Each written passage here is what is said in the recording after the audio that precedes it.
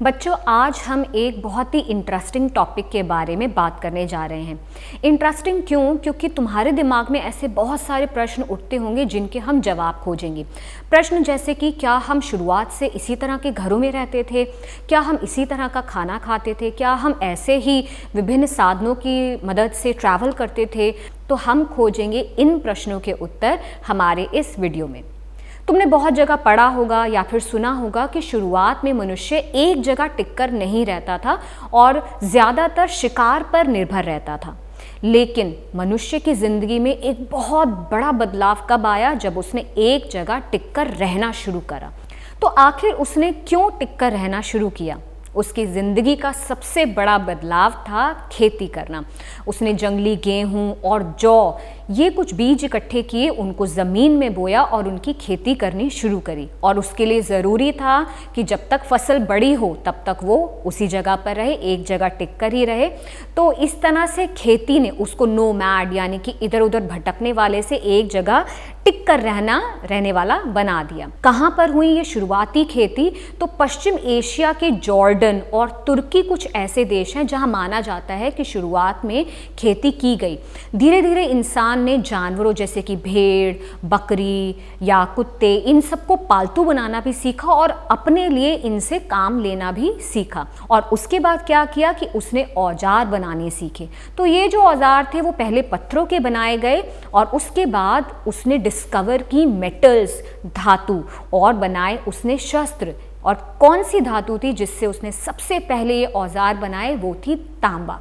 तो उसने ये एक बहुत बड़ा डेवलपमेंट था इंसान के लिए। तुम आज अगर सोचो तो हमारे लिए बहुत छोटी चीज़ लगती है कि हमने आटा लिया, रोटी बनाई, खा ली, लेकिन उसके लिए कितनी बड़ी चीज़ होगी कि उसने खेती करना सीखा और कुछ मेटल से अपने औजार बनाने सीखे। तो इस खोज ने उसको एक जगह रहना सिखाया। उन्होंने मकान बनाए और जब बहुत सारे लोग एक साथ एक जगह मकान बनाकर रहने लगे तो बस्तियां बनी, गांव बने। और जब धीरे धीरे और टाइम बाद ये जो गांव थे वो एक नगर, एक टाउन पूरा का पूरा उसका रूप लेने लगे। और जब तुमको पता है कि बहुत सारे लोग जब एक साथ रहते हैं तो और भी चीज़ों की रिक्वायरमेंट होनी शुरू हो जाती है, जैसे कि जल निकासी प्रणाली यानी कि ड्रेनेज सिस्टम जो है वो सभी लोगों ने बनाया, या फिर और जो दूसरे नगर थे उनके साथ उनका आपस में व्यापार भी शुरू हो गया।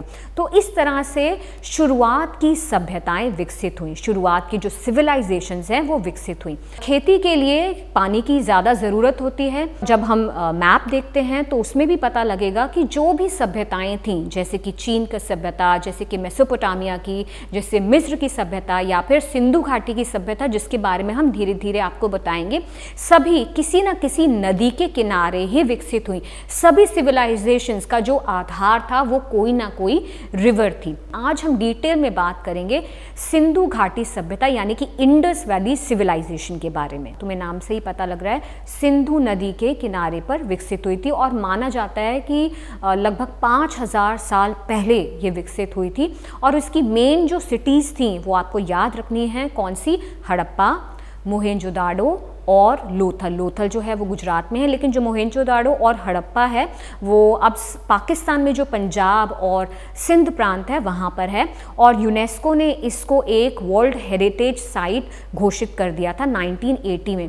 तो यहाँ पर तुमको वीडियो में इसकी कुछ पिक्चर्स भी दिख रही हैं। ये हमारे लिए बहुत ही इम्पॉर्टेंट है क्योंकि इससे हमें पता चलता है कि ये जो शुरुआती सभ्यताएं हैं वो कैसे विकसित हुई। अब अगर बात करें ये हड़प्पा सभ्यता या सिंधु घाटी सभ्यता भी जिसको हम कहते हैं, तो यहाँ पर बहुत सारे स्ट्रक्चर्स मिले। जैसे स्ट्रक्चर्स कौन से? बहुत बड़ा स्नान घर जिसको हम ग्रेट बाथ भी बोलते हैं, या फिर बड़े बड़े अनाज के गोदाम जिनमें अनाज को स्टोर किया जाता था। हर एक घर में शौचालय और स्नान घर, वॉशरूम्स होते थे। और एक बहुत इम्पॉर्टेंट बात क्या है कि ड्रेनेज सिस्टम जो था यानी कि जल निकासी प्रणाली बहुत ही ज़्यादा विकसित थी। हर घर से नाली निकलती थी जो कि बाहर के ड्रेनेज सिस्टम था उसमें मिलती थी। और जो घर थे वो प्रॉपर सड़कों के एक बिल्कुल सीध में बने हुए थे और 90 डिग्री पर जो ये सड़कें थी एक दूसरे को काटती थी, जो कि तुमको साइड में पिक्चर में दिख रहा है।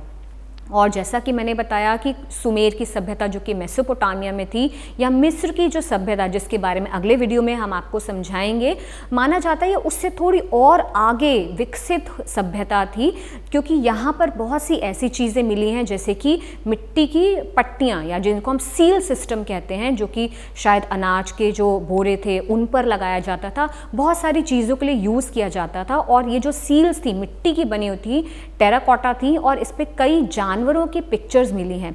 और एक इम्पॉर्टेंट बात कि इनकी अपनी एक लिपि, स्क्रिप्ट, एक लैंग्वेज थी जिसको अभी भी पढ़ा जा रहा है, पूरी तरह से पढ़ा नहीं किया गया है, लेकिन इनकी अपनी एक लैंग्वेज, स्क्रिप्ट थी। बहुत सारे हमें मिट्टी के बर्तन मिले हैं और बहुत सारे औजार मिले हैं, बच्चों के खिलौने मिले हैं, जिससे पता चलता है कि यहाँ के जो लोग थे वो एक प्रॉपर नगर की जो सभ्यता है उस तरह का जीवन जी रहे थे। अब ये प्रश्न उठता है कि आखिर ये सभ्यता समाप्त क्यों हुई, कैसे हुई? ऐसा समझा जाता है कि सिंधु घाटी या हड़प्पा सभ्यता जो थी वो या तो बाढ़ के कारण, या फिर भूकंपों के कारण, या फिर किसी महामारी के कारण जो है वो नष्ट हुई। मुख्य बात ये थी कि हम ये समझे कि इंसान किस तरह से आगे तरक्की के रास्ते पर चला, और कैसे हम आज जो हैं, जो जो चीज़ें हमने अचीव करी हैं, जो जो चीज़ें हम इस्तेमाल कर रहे हैं, जिस तरह से हम रह रहे हैं, आखिर हमारी जो जर्नी थी, हमारी यात्रा थी, वो कैसे उसकी शुरुआत हुई। तो ये आज हमने आपको बताया अर्ली सिविलाइजेशंस, शुरुआती सभ्यताओं के बारे में, और जिसमें आपको जानकारी दी सिंधु घाटी सभ्यता, इंडस वैली सिविलाइजेशन के बारे में। अगले वीडियो में हम आपको बताएंगे चीन की सभ्यता, मिस्र की सभ्यता और सुमेर की सभ्यता के बारे में।